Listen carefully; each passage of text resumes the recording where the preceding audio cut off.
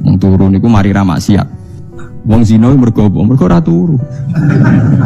Wong maling mergo ora turu. Wong ngrasani wong mergo ora turu. Mane kula nate cerita teng ngaji niki ana ulama wali. Saking seneng ibadah nganti janggal. Ana gak wali sing makome kaya aku. Ditujono wali sing saurip-uripe turu kecuali salat fardu. Yaiku wali sing setingkat kuwe. Mboten tidak Gusti tapi niku kok turah turu ya takokno sesuk. Kena apa kok turah? Jebule tak takoki kenapa jenengan turah turu? Ya wong turu ora iso maksiat. Tapi nak kowe poso tahajud itu jenenge wong melek tepatine nduk ndi-ndi, tetep paling selamat iku apa turu. Akhirnya ngakoni jebule alim kowe lah ya dadi turu iku iso dadi wali. Ke wong turu ora ngarah zina, ora ngarah maling, ora ngarah ngrasani wong. Jadi mulane akeh wali sing berangkat saka napa turu. Wong kudu mikir. Eling Allah iku apik, tapi maknane eling Allah maknane ning gone ahlul ulama iku eling Allah eling sak ketentuannya. Misale kowe di bojo cerewet. Terus ndonga ya Allah mugi-mugi bojo kula niku dados wanita ingkang salihah. Terus eling ketentuane Allah. Sing ditakdir di bojo salihat iku ana aturane. Misale terus eling at-thayyibatu lit-thayyibina wa thayyibuna. Pokoke walhasil eling lah terus al-khabisatul khabisina al-khabisuna al-khabisat wa thayyibatu lit-thayyibina thayyibuna lit-thayyibat. Iya, Allah gawe aturan bojo salihah iku pantese sing lanang yo saleh. Akhire mikir, mboten sidorian Gusti. Ini sementara niat ini saya batalkan. Saya tak soleh dulu, baru nanti setelah saya soleh jenengan yang harus ngikuti aturan. Jenengan berjanji yang thayyib harus dapat thayyibah. Akhirnya kan gak banyak nuntut. Kowe kepen di anakmu alim, soleh, hafal Quran. Terus kowe kudune nuntut. Lah aku iku ngapal ya ora tau zaman pondok beling kok kepen di anak soleh. Iki wis sumbut ta ora? Akhirnya mikir, Gusti saya dulu tak soleh dulu, tak hafalkan Quran dulu baru ndonga anak. Tapi ini kan enggak. Kowe goblok trauma mbek goblokem anak mbok plekotho dadi wong pinter. Lah ini sebetulnya dendam apa kuapok melarat terus anak mbok peksa dadi sugih. Wong sing ngapok kowe kok anak dadi korban. Itu keinginan apa keangkuhan? Saya itu tidak sombong, saya itu mulai nikah sampai sekarang itu hampir gak pernah tukaran sama istri. Sama istri saya itu sering bilang gini, Gus kali-kali kalau saya ngamuk itu diwales, dilawan. Supaya saya punya musuh katanya. Betul ya? Ya saya bilang gini, Allah itu maha baik sama saya. Ketika harmonis ganjaran saya ya lewat harmonis itu. Sehingga saya ngasih uang, menyenangkan Anda. Ketika Anda marah, ganjaran saya lewat sabar. Ya sudah itu semuanya baik. Kalau kamu marah, saya tidak dapat pahala. Makanya kalau kamu marah tak dengerin. Ini cara Allah membuat pahala tanpa bayar kata saya. Justru kalau pas rukun itu untuk dapat pahala harus nyervis, jajak nukokno kelambi mahal katanya. Boros itu pahala yang boros katanya. Tapi kalau kamu marah ini pahala paling murah, nggak usah biaya, dapat apa? Pahala, cukup sabar. Lu itu kalau terlatih lama-lama dapat ya biasa saja. Ulama dulu seperti itu semua. Imam Syafi'i itu pernah ada orang baik sekali sama beliau. Orangnya itu munafik padahal. Tapi kalau setelah keluar dari Imam Syafi'i dia memaki-maki Imam Syafi'i. Suatu saat beliau dikasih tahu orang yang tadi muji-muji jenengan itu di luar maki-maki jenengan. Imam Syafi'i itu guyu sebenarnya bukan alhamdulillah. Muridnya kan janggal. Ini dikasih tahu gitu. Alhamdulillah. Kenapa Imam Syafi'i dia kan di luar maki-maki jenengan? Berarti aku wong wibawa ning ngarepku rawani. Ya jadi dianggap enteng saja melihat. Berarti aku wong wibawa ning ngarepku ora wani. Ya sudah. Terus ketika ditanya, tapi itu kan bahaya bagi Anda karena memfitnah Anda gini-gini. Kata beliau, zaka Allah. Yang kritiknya bahaya itu hanya Allah Ta'ala. Yang lainnya enggak bahaya. Karena ini makhluk, doif, enggak penting. Loh kamu sampai tersisa dikritik orang karena kamu nganggap makhluk itu penting. Ini gobloknya sampean. Goblok segoblok-gobloknya itu.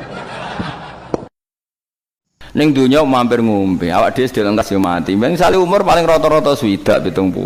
Bariku mati. Ketika kita mati, yang kita kenang di dunia itu hanya sujud karena itu perintahnya Allah wasjud waqtarib. Kita ini di dunia disuruh sujud, ora dikon sugih, ora dikon jabat kon sujud. Meskipun kamu enggak apa-apa, punya jabatan enggak apa-apa, punya uang enggak apa-apa, tapi perintah Allah itu disuruh sujud dan kita sujud. Soal sugih melarat itu biasa lah. Sing sugih ben sugih, sing melarat ben. Tapi identitas sejati kita disuruh hidup itu karena untuk sujud. Kita sudah sujud. Berarti punya nikmat yang untuk membeli surga. Kemudian setelah sujud yang dapat surga kamu ngeluh perkara rati sepeda motor, perkara ra sugih iku teko eleke ngono. Berarti sujud itu mrung iso wala taron namtu fi sholati wala ruku'i wala sujud. Kulo bangga di masyarakatnya. Kulo mboten ketua MUI, ora ketua NU, ora ketua Muhammadiyah, kulo bangga. Kulo ya terkenal wong saenake malah bangga. Kulo tambah murahan, tambah bangga. Karena apa itu tadi? Kulo sering teng pasar berak kulo digati. Gus, kulo wingi maca ayat niku gak pati paham ke sampean terang. Ya cara kulo ketua MUI malah prosedur. Kulo sering cerita teng bojo kulo, Dek, umpama suatu saat masyarakat itu gak seneng aku.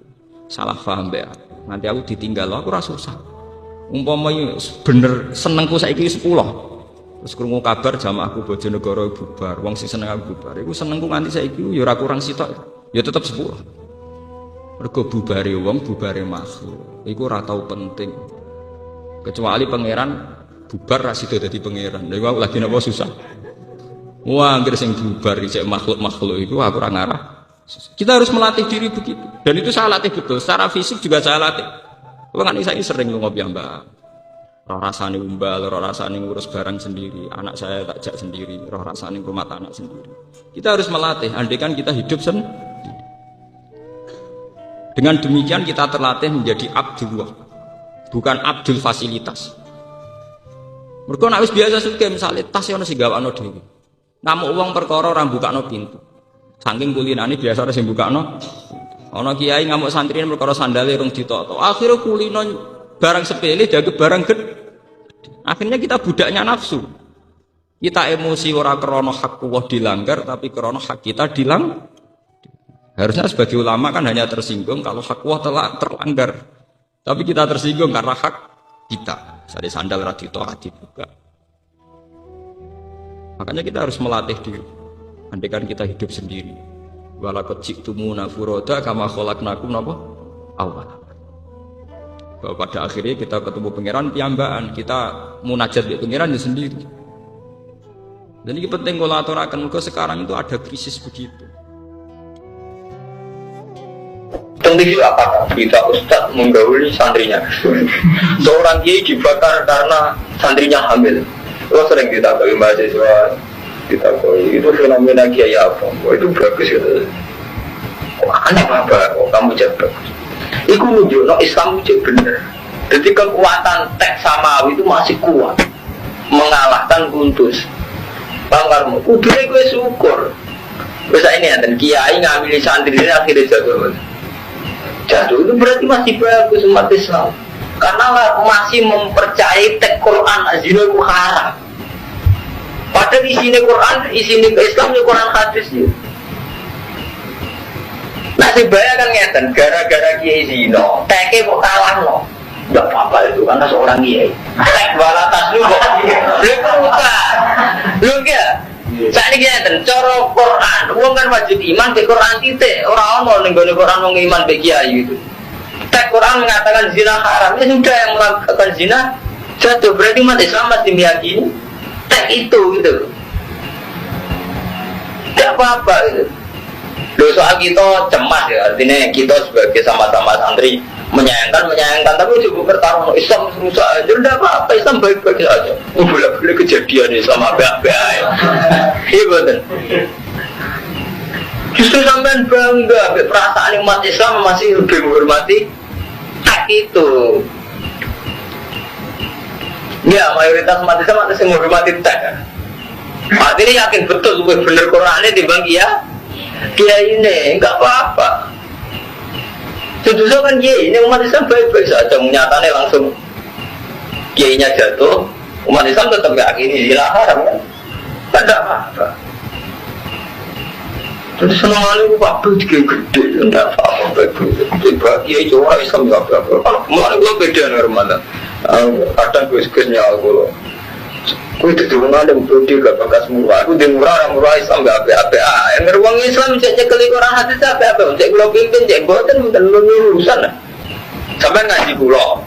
Zino tetap elek, orang ngaji ular, zino tetap apa kan kalau urusannya baik-baik saja, tidak ada apa baik-baik. Aku berhubungannya berapa saya bisa yang jadi kiai itu hanya pelantara ya, ataupun kita ini hanya menerangkan hukumnya Allah ini ya sudah. Setelah itu orang hubungannya dengan Allah titik. Ka'bah munasibi ngoten. Ka'bah itu dihormati Allah, tapi kalau nak sampean sholat Ka'bah Akbar kan tetap ngoten. Gitu kan, tetap Allahu Akbar sama, kita hormat sama kiai, tetap saja kita punya hukum Allah. Hukum Allah manusia itu haram, mateni wong sing gak berhak haram. Karena kalau ibu cuci dan terlantar nolong ini sama. Ketika kita punya kiai yang terlantar bucu, ya lapan hutan dalam hal itu juga.